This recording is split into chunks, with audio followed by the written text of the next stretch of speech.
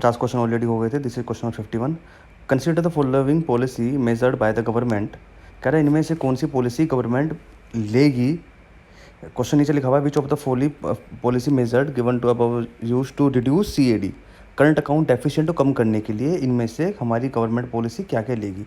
Increase the foreign aid to the under development nation. अब कह रहे ये पहला कह रहा है कि भाई कि जो हमारी गवर्नमेंट है जो अंडर डेवलप्ड नेशन है उनको पैसा देगी। अगर उनको पैसा देगी तो हमारा CAD नहीं बढ़ जाएगा। एक तो वैसे ही पैसा नहीं, ऊपर छोड़ दे दो, तो फर्स्ट तो गलत हो गया। इंक्रीज द इम्प्योर ड्यूटीज़, सही बात है। जैसे मान लिया जैसे बाहर से कोई चीज़ आ रही है, जैसे लिवाइस की पैंट आ रही है। अब लिवाइस की पैंट 5,000 रुपये की आती है। वो क्यों आती है? क्योंकि इसके अंदर इम्पोर्ट ड्यूटी ज़्यादा होती है। ठीक है, इससे क्या होता है, पैसा ज़्यादा मिलता है। तो ये हमारा सही है। फिर एक्सपोर्ट सब्सिडीज़ हम क्यों देते हैं? एक्सपोर्ट सब्सिडीज़ हम इसलिए देते हैं ताकि हम ज़्यादा से ज़्यादा एक्सपोर्ट करें और हमारा बाहर की जो मनी है फॉरेन करेंसी इंडिया के अंदर आए। तो उसका आंसर है 2 और 3, फर्स्ट गलत होगा। तो आंसर क्या होगा इसका? ओनली 2 और 3। तो आंसर इसका भी सिंपल क्वेश्चन है। क्वेश्चन नंबर 52 पे चलते हैं। सर्विस एरिया अप्रोच हमारा किससे रिलेटेड है? बैंकिंग सेक्टर से रिलेटेड है। न्यूज़ में चल रहा था अभी, सिंपल है। तो service area approach is related to the lead banking scheme each semi urban and rural branch located to specific area of the implementation banking scheme. ये कह रहे हैं कि सर्विस एरिया अप्रोच वो है जहाँ पर सेमी अर्बन या फिर रूरल ब्रांच के अंदर जाके हम बैंक की फैसिलिटीज़ को खोला जाए, उनकी स्कीम को प्रोवाइड करा जाए। ठीक है, उन बैंकों की जो ब्रांचेज है उनको ओपन करा जाए, इसे कहते हैं हम सर्विस एरिया अप्रोच। तो आंसर इसके लिए बी है। ठीक है 53 पे चलते हैं। 53 पे चलते हैं। Consider the following statement regarding the regional rural bank. Regional rural bank हमारा 1982 में बना था। ठीक है, पहला पढ़ते हैं हम। RRB were set up on the basis of the recommendation of Narasimha working committee group. सही बात है। देखो नरसिम्हा वर्किंग ग्रुप हमारा 1975 में बना था और जबकि RRB बना था हमारा 1982 में। तो फर्स्ट हमारा सही है। The equity of RRB is sponsored by held by the sponsored bank RBI। गलत है। देखो जो इक्विटी है RRB की वो होती है सेंटर के बीच में, स्टेट के बीच में और स्पॉन्सर्ड बैंक के बीच में। सेंटर जो था 50% देता है इसके अंदर और सेंटर देगा, स्टेट देगा 15% और जो बैंक है, जिस बैंक ने खोला है वो बैंक देगा उसमें 35%, 35। तो स्पॉन्सर्ड जो उसमें इक्विटी कितनी में डिवाइड हुई? 3 में डिवाइड हुई। किस में? सेंटर में, स्टेट में और तीसरा स्पॉन्सर्ड बैंक में। ये क्वेश्चन पेपर में 2-3 बार आ चुका है UPSC के अंदर, याद कर लो। ये जो मैं बता रहा हूँ आपको 50, 15, 35। तो आंसर सेकंड हमारा गलत है। RRB has been not including the ambiguity of the priority sector lending. ये तो गलती है बिल्कुल, ये तो बच्चा भी देख के बता देगा। RRB के अंदर प्रायोरिटी सेक्टर लैंडिंग है तो हमारा एग्रीकल्चर के अंदर है और भी चीज़ों के अंदर है। ठीक है, तो सेकंड एंड थर्ड तो गलत हो गया। तो उसका आंसर है ओनली 1। तो आंसर ऐसी है।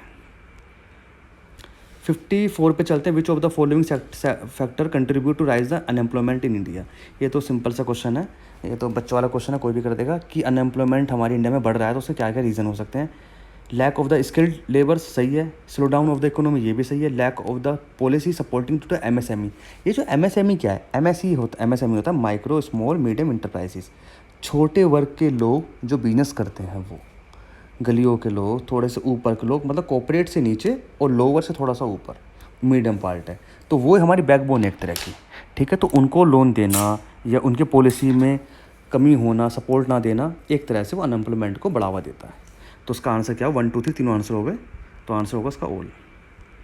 55 पे चलो। सीड कैपिटल तो कोई बता देगा, बच्चा भी पढ़ के बता लोगे आप। सीड कैपिटल वो है जब आप कोई बिजनेस स्टार्ट करो उससे पहले जो पैसा लगाओगे वो है।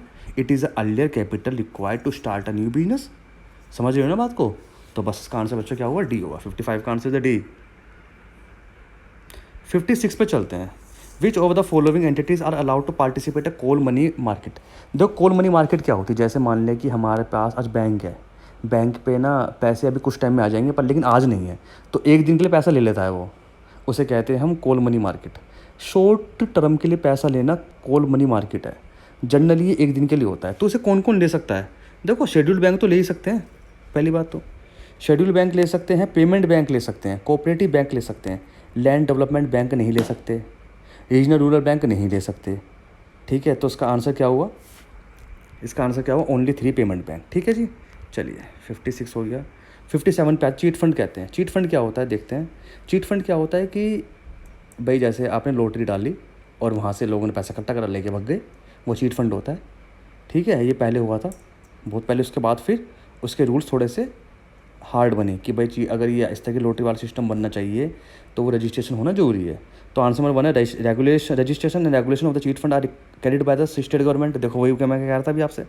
तो फर्स्ट हमारा सही है। Chit fund are include the definition of the non banking financial companies by the RBI. Chit fund में को आरबीआई ने किस कैटेगरी में रखा हुआ है?